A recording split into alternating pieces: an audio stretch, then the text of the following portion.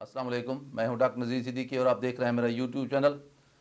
بھارتی army chief general Naravane نے صحافیوں سے بات چیت کرتے ہوئے کل اپنے منہ سے اس بات کا اعتراف کیا ہے کہ بھارتی آرمی واقعی خوف کا شکار ہے یا سٹریس میں ہے، بلکہ انہوں نے یہ بھی اعتراف کر لیا، تسلیم کر لیا کھلے عام کہ میں خود بھی سٹریس یا دباؤ کا شکار ہوں۔ اس پر پورے بھارت میں بڑی لے دے ہو رہی ہے کہ آرمی چیف نے یہ کیا کہہ دیا ہے۔ دراصل آرمی چیف سے سوال کیا گیا تھا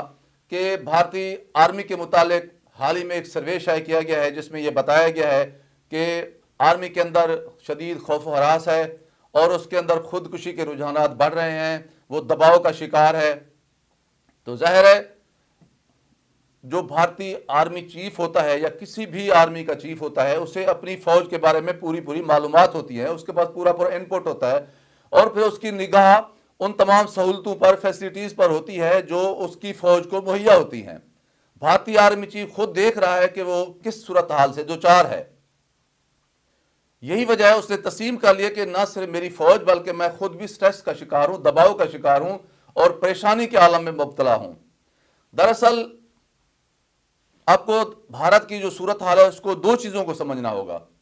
ایک تو وہ خواب و خیال ہیں، ایک تو وہ منصوبہ بندی ہے یا وہ رجحانات ہیں جو بھارتی حکومت کے ہیں، نریندر مودی کے ہیں، بی جے پی کے ہیں، آر ایس ایس کے ہیں۔ ظاہر ہے وہ اکھنڈ بھارت بنانا چاہتے ہیں، ان کے توسیع پسندانہ عزائم ہیں، وہ پاکستان کے ساتھ دشمنی پہ تلے ہیں، وہ چائنا کے ساتھ انہوں نے سینگ اڑائے ہوئے ہیں، ہر طرف انہوں نے نئی صاف بندیوں میں شامل ہو رہے ہیں۔ بہت سارے ایسی چیزیں ہیں جو بھارتی حکومت کر رہی ہے، جبکہ جو بھارتی آرمی چیف ہوتا ہے اس کو پتا ہوتا ہے کہ اس کی صلاحیتیں کتنی ہیں، اس کے پاس جو افرادی قوت ہے وہ کتنی ہے، اسلحہ کتنا ہے، جیٹ فائٹرز کتنی ہیں، ڈرون کتنی ہیں، اسے ساری صورتحال کا علم ہوتا ہے۔ یہی وجہ ہے کہ جب اسے محسوس ہوتا ہے کہ بھارتی حکومت کے جو پلاننگ ہے یا جو منصوبہ سازی ہے یا منصوبہ بندی ہے وہ ہماری صلاحیت سے بہت زیادہ ہے، ہم اس کا مقابلہ نہیں کر سکیں گے۔ مثال کے طور پر اب آپ دیکھ لیں کہ کشمیر میں 8-9 لاکھ، کل 13-14 لاکھ فوج ہے بھارت کی، جس میں سے 8-9 لاکھ کشمیر کے اندر جو ہے وہ تعینات ہے، جہاں وہ ہر وقت لوگوں کے اوپر ظلم ڈھاتی رہتی ہے، قتل غارت کرتی ہے، بے گناہ معصوم لوگوں کو وہ ہر وقت جو ہے ان کے اوپر گولیاں چلاتی ہے۔ ظاہر انسان کے اندر بھی ایک ضمیر ہوتا ہے، بھلے وہ فوجی ہو یا سویلین ہو، تو اندر سے جو ہے ان کا ضمیر ان کو ملامت کرتا ہے بار بار کہ تم بے گناہ اور نہتے لوگوں کو مار رہے ہو۔ اب لداخ میں اس کی فوج تعینات ہے جہاں بہت سارا علاقہ جو ہے وہ چین نے اسے چھین لیا ہے، وادی گلوان میں اس نے بہت سارا چین نے علاقہ چھین لیا ہے، اسی طرح اروناچل پردیش میں 5-6 کلومیٹر کے علاقے پہ قبضہ کر کے چین نے وہاں ایک بستی بھی آباد کر لی ہے، بہت سارے گھر بھی بنا لیے ہیں، وہاں فوجی پوسٹ بھی بنا لی ہے اور لوگوں کو آباد بھی کر لیا ہے، اور یہ کہتا ہے یہ تو میں نے اپنے علاقے میں تعمیر کی ہے، اور باقی اروناچل پردیش یہ بھی جو ہے نا ساؤتھ تبت ہے۔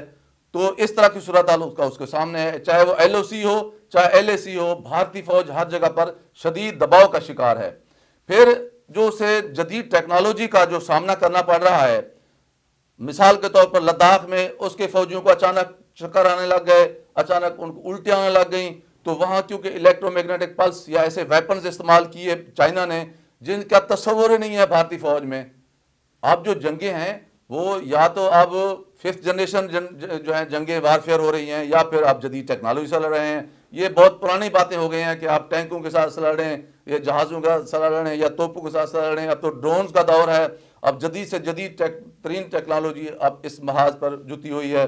اسی طرح جو بلیک آؤٹ ہوا ہے، چاہے وہ پاکستان میں ہو چاہے وہ ایران میں ہو، بھارت یہ سمجھتا ہے کہ یہ بھی ایک ٹیکنالوجی کے ذریعے کیا گیا ہے، ایکسپیریمنٹ کیا گیا ہے پاکستان اور ایران میں، اور کل کو پورے بھارت کو اسی صورتحال کا سامنا کرنا پڑ سکتا ہے۔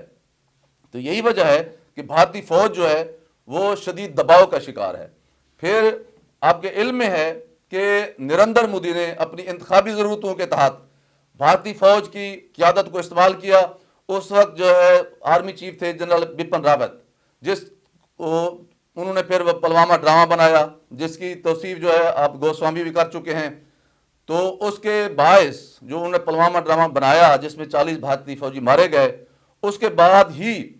پھر جو بی جے پی ہے وہ الیکشن میں جیتی ہے، اور انعام کے طور پر جنرل جو بپن راوت ہے اسے اب جو ہے CDS بنا دیا گیا ہے، چیف آف ڈیفنس اسٹاف، حالانکہ یہ کوئی عہدہ نہیں تھا، صرف چیف آف آرمی اسٹاف ہوتا تھا انڈیا میں۔ یہ جو انہوں نے بنایا CDS chief of defence staff general Bipin Rawat کو، یہ صرف انعام کے طور پر، کیونکہ انہوں نے پلوامہ میں یہ ڈرامہ کر کے BJP کو اقتدار میں لانے میں ایک کردار ادا کیا تھا، تو انعام کے طور پر اسے یہ سرفراز کیا گیا ہے۔ اب ہو یہ رہا ہے، کیونکہ یہ 70-80 سال میں پہلے کبھی نہیں تھا، صرف chief army staff he had کرتا تھا آرمی کو، اب جنرل بپن راوت بھی بیٹھا ہوا ہے، جنرل نروانے بھی بیٹھا ہوا ہے، اور ان کی آپس میں بنتی نہیں ہے۔ بپن راوت جو ہے نا، وہ بالکل جو فاشسٹ جو ایک سوچ ہے اس کی RSS کی، وہ اس پر عمل کرنا چاہتا ہے، جبکہ جنرل نروانے جو ہے نا، وہ سمجھتا ہے کہ بھی ہماری فوج کی اتنی صلاحیت نہیں ہے کہ ہم ہر طرف جو ہے نا جنگ و جدل میں کود جائیں، تو ان کی آپس میں نہیں بنتی۔ تو ظاہر ہے یہ ساری چیزیں بھارتی فوج کے اندر بھی سٹریس پیدا کر رہی ہیں، اور بھارتی آرمی چیف بھی اسی صورتحال سے دوچار ہے۔ اور پھر ابھی یہ خبریں بھی آ رہی ہیں کہ پاکستان اور چین نے ایک نیا بہت بڑا ایک قدم یہ اٹھایا ہے کہ انہوں نے فیصلہ کر لیا ہے کہ چین سے لے کر گلگت بلتستان سے ہوتی ہوئی کشمیر تک وہ 300-400 کلومیٹر ایک نئی جو ہے نا بڑی چوڑی ساری ایک روڈ بنا رہے ہیں، جو لداخ کے قریب جا کے پہنچے گی۔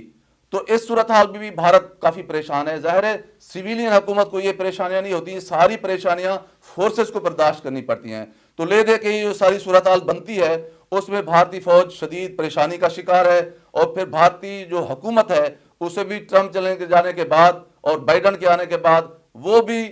اس وقت جو ہے وہ تشویش کا شکار ہے، اور روس کے ساتھ جو اس کے 70-80 سال پرانے تعلقات تھے وہ بھی کھٹائی میں پڑ چکے ہیں اور صدموری کا شکار ہیں۔ بلکہ یوں سمجھے کہ روس اور پاکستان ایک دوسرے قریب آ چکے ہیں، چین اور پاکستان تو ویسے بھی ایک دوسرے کے بہت ہی قریبی اتحادی ہیں۔ تو لے دے کے جو صورتحال جا کے بنتی ہے مجموعی طور پر، اس میں بھارت میں اس وقت شدید مایوسی کا شکار ہے، اور یہ اسی مایوسی کی بات ہے کہ جس کے نتیجے میں نہ صرف پوری بھارتی فوج شدید سٹریس، خوف اور پریشانی کا بت بنی ہوئی ہے، بلکہ بھارتی آرمی چیف نے بھی یہ حقیقت تسلیم کر لی ہے کہ میں خود بھی سٹریس کا شکار ہوں، اور میری جو فوج ہے وہ بھی اسی صورتحال سے دوچار ہے۔ محترم ناظرین کرام، آپ سے گزارش ہے کہ میرے YouTube channel doctor Nazir Siddiqui کو سبسکرائب فرمائیں اور گھنٹی کے بٹن کو ضرور دبا دیں تاکہ میری تمام ویڈیوز آپ دوستوں کی خدمت میں پہنچ سکیں۔ اس ویڈیو کو زیادہ سے زیادہ شیئر کریں، اپنا خیال رکھیے، اپنے اڑوس پڑوس کے لوگوں کا خیال رکھیے، سب سے زیادہ میرے اس پیارے پاکستان کا خیال رکھیے۔ پاکستان زندہ باد۔